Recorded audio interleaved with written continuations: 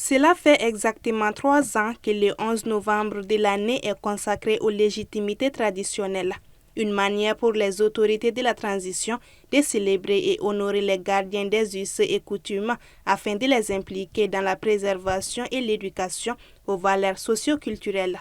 Les légitimités traditionnelles ne sont pas des vestiges du passé. Elles sont au contraire une richesse vivante, un lien essentiel entre l'État et les populations.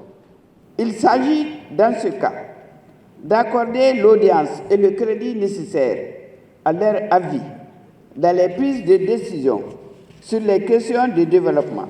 Selon le ministre de la Réconciliation, ces autorités traditionnelles, gardiennes des pratiques et savoirs culturels, sont les vecteurs d'une transmission précieuse des valeurs qui font l'identité du Mali. Nos légitimités traditionnelles occupent une place cruciale dans notre société malienne.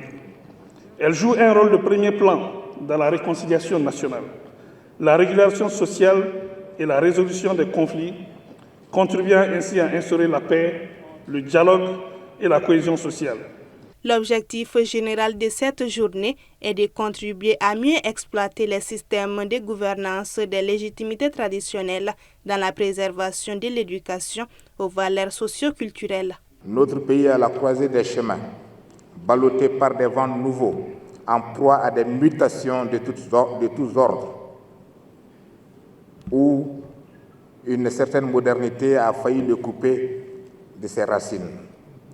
Dans un tel contexte, le retour aux sources pour interroger les ressorts culturels sur lesquels s'est bâti l'édifice ancestral s'avère plus qu'un impératif. Elles ont joué un rôle principal en partageant leur savoir et leur stratégie de gouvernance avec les autorités et les Maliens, ainsi que la facilitation de la gestion des affaires.